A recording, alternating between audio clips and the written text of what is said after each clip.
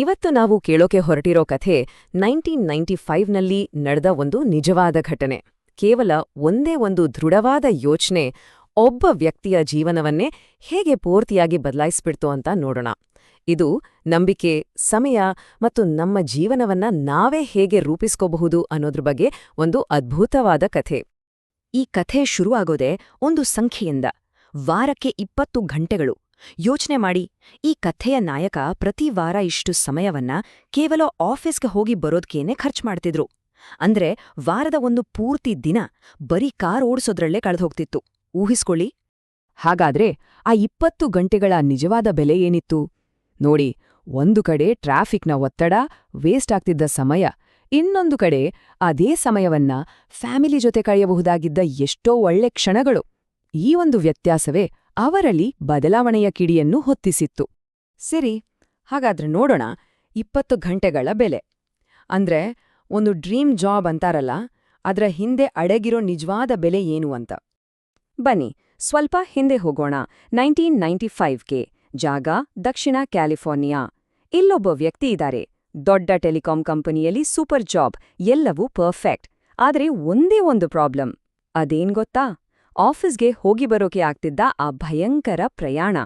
ಇದೆಲ್ಲದರ ಮಧ್ಯೆ ಅವರ 3ನೇ ಮಗು ಹುಟ್ಟುತ್ತೆ.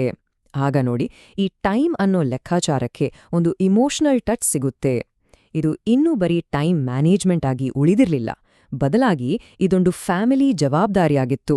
ಅವರ ಲೈಫ್ನ ಪ್ರಿಯಾರಿಟೀಸ್ ಸಂಪೂರ್ಣವಾಗಿ ಚೇಂಜ್ ಆಗಿತ್ತು. ಆಗ ಅವರ ಮನಸ್ಸಲ್ಲಿ ಒಂದು ಯೋಚನೆ ಗಟ್ಟಿಯಾಗುತ್ತೆ. ಛೆ, ನನ್ನ ಮಗ ಬೆಳೆಯೋದನ್ನ ನಾನು ಮಿಸ್ ಮಾಡ್ಕೋಬಾರ್ದು. ಒಂದೇ ಒಂದು ದಿನ ಕೂಡ ನಾನು ಅವನ ಜೊತೆ ಇರ್ಬೇಕು, ಮನೆಗೆ ಬೇಗ ಬರ್ಬೇಕು.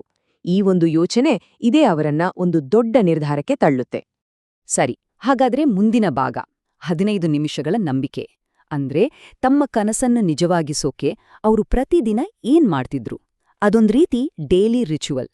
ಅವರ ಮೆಥಡ್ ಇದೆಯಲ್ಲ, ಅದು ತುಂಬಾ ಸಿಂಪಲ್ ಆದ್ರೆ ಪವರ್ಫುಲ್. 3 ಸ್ಟೆಪ್ಸ್. ಮೊದಲನೇದು ಕೇಳೋದು. ಅಂದ್ರೆ ಮನೆಯಿಂದ ಕೇವಲ 15 ನಿಮಿಷ ದೂರದಲ್ಲಿರೋ ಒಂದು ಕೆಲ್ಸ ಕೊಡು ಅಂತ ಸ್ಪಷ್ಟವಾಗಿ ಕೇಳಿದ್ರು. 2ನೇದು ದೃಢೀಕರಿಸೋದು. ಅಂದ್ರೆ ಅದು ಸಿಗುತ್ತೆ ಅನ್ನೋದಲ್ಲ, ಅದು ಆಲ್ರೆಡಿ ಸಿಕ್ಕಿದೆ ಅನ್ನೋ ಹಾಗೆ ಮಾತಾಡೋದು. ಇನ್ನು 3ನೇದು, ಮತ್ತು ಇದು ತುಂಬಾ ಮುಖ್ಯ, ಅದನ್ನ ಫೀಲ್ ಮಾಡೋದು. ಆ 15 ನಿಮಿಷದ ಪ್ರಯಾಣ, ಆ ಅನುಭವ, ಅದನ್ನ ಮನಸ್ನಲ್ಲೇ ಜೀವಿಸೋದು. ಇದೊಂಥರ ಮೆಂಟಲ್ ರಿಹರ್ಸಲ್ ಇದ್ದ ಹಾಗೆ.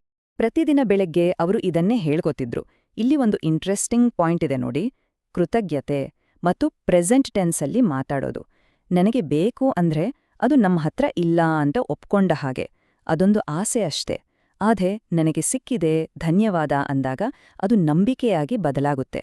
ಈ ಸಣ್ಣ ವ್ಯತ್ಯಾಸ ಇದೆಯಲ್ಲ, ಅದು ನಮ್ಮ ಮನಸ್ಸಿನ ಮೇಲೆ ದೊಡ್ಡ ಇಂಪ್ಯಾಕ್ಟ್ ಮಾಡುತ್ತೆ. ಮುಂದಿನ ಭಾಗ ವಿಧಿಯೆಡೆಗೆ ಒಂದು ಪಯಣ. ಅಂದ್ರೆ ಇಷ್ಟು ದಿನ ಮನಸ್ಸಲ್ಲಿ ಮಾಡ್ತಿದ್ದ ಪ್ರಾಕ್ಟೀಸ್ ಈಗ ರಿಯಲ್ ಲೈಫ್ ಟೆಸ್ಟ್ಗೆ ಇಳಿಯೋ ಸಮಯ ಬಂದಿತ್ತು. ನೋಡಿ, ಅವರು ಸುಮ್ನೆ ನಂಬಿಕೊಂಡು ಕೂರಿಲ್ಲ, ಆತುರದಲ್ಲಿ ಕೆಲ್ಸನೂ ಬಿಡ್ಲಿಲ್ಲ. ತಾಳ್ಮೆಯಿಂದ ಅದೇ ಕಂಪನಿಯೊಳಗೆ ಬೇರೆ ಅವಕಾಶಗಳಿವೆಯಾ ಅಂತ ಹುಡುಕೋಕ್ ಶುರು ಮಾಡಿದ್ರು. ಇದು ತುಂಬಾ ಮುಖ್ಯ, ಯಾಕಂದ್ರೆ ನಂಬಿಕೆ ಜೊತೆಗೆ ಆಕ್ಷನ್ ಕೂಡ ಬೇಕು ಅಲ್ವಾ. ಕತೆ ಈಗ ಒಂದು ಟರ್ನಿಂಗ್ ಪಾಯಿಂಟ್ಗೆ ಬಂತು. ಇಂಟರ್ವ್ಯೂ ದಿನ. ಅವರು ಡ್ರೈವ್ ಮಾಡ್ತಾ ಇದ್ದಾರೆ. ಆಗ ಅವರಿಗೆ ಒಂದು ಯೋಚನೆ ಬರುತ್ತೆ. ಯಾಕೆ ಇವತ್ತು ಟೈಮ್ ಚೆಕ್ ಮಾಡಬಾರ್ದು ಅಂತ. ಇದೇ ಮೊದಲ ಬಾರಿಗೆ ಅವರು ತಮ್ಮ ಪ್ರಯಾಣದ ಸಮಯವನ್ನು ಅಳಿಯೋಕೆ ಹೊರಟಿದ್ದು. ಅವರ 15 ನಿಮಿಷದ ಕನಸು ನಿಜಕ್ಕೂ ನನ್ಸಾಗುತ್ತಾ?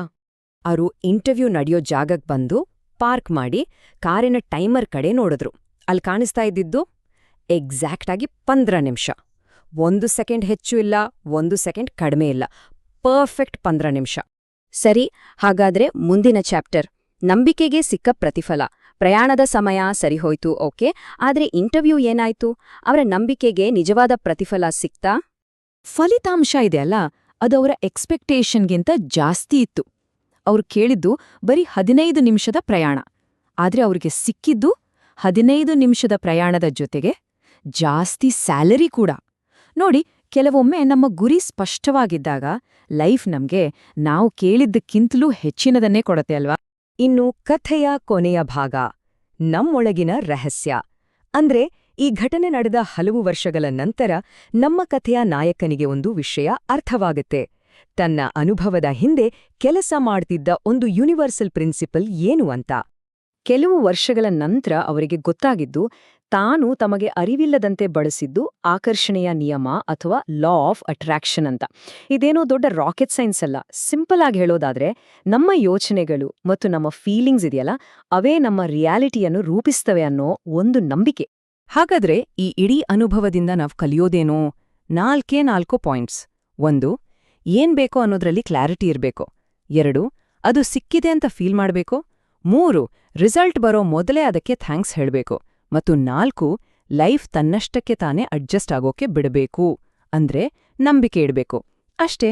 ನೋಡಿ, ಕಥೆಯ ನಾಯಕ ಕೊನೆಯಲ್ಲಿ ಹೇಳೋ ಮಾತು ತುಂಬಾ ಅರ್ಥಪೂರ್ಣವಾಗಿದೆ. ಈ ಸೀಕ್ರೆಟ್ ಅನ್ನೋದು ಎಲ್ಲೋ ಹೊರಗಡೆ ಇಲ್ಲ, ಅದು ಆಲ್ರೆಡಿ ನಮ್ಮೊಳಗಿದೆ. ಅಂದ್ರೆ ಈ ಶಕ್ತಿ ಏನಿದೆಯಲ್ಲ, ಇದು ನಮ್ಮೆಲ್ಲರಲ್ಲೂ ಇದೆ. ನಾವು ಅದನ್ನ ಎಲ್ಲೋ ಹುಡುಕೋದು ಬೇಕಾಗಿಲ್ಲ, ಜಸ್ಟ್ ಅದನ್ನ ನಮ್ಮೊಳಗೆ ಆಕ್ಟಿವೇಟ್ ಮಾಡಬೇಕು ಅಷ್ಟೇ. ಸೊ ಈ ಕಥೆಯ ಕೊನೆಯಲ್ಲಿ ನಮಗೆ ನಾವೇ ಕೇಳ್ಕೊಳ್ಬೇಕಾದ ಒಂದೇ ಒಂದು ಪ್ರಶ್ನೆ ಇದೆ. ನಮ್ಮ ಯೋಚನೆಗಳು, ನಮ್ಮ ನಂಬಿಕೆಗಳೇ ನಮ್ಮ ರಿಯಾಲಿಟಿಯನ್ನ ಕ್ರಿಯೇಟ್ ಮಾಡ್ತೆ ಅನ್ನೋದಾದ್ರೆ, ಹಾಗಾದ್ರೆ ಇವತ್ತು ನಾವು ನಮ್ಗೋಸ್ಕರ ಯಾವ ರಿಯಾಲಿಟಿಯನ್ನ ಸೃಷ್ಟಿ ಮಾಡಕ್ ಹೊರಟಿದ್ದೀವಿ?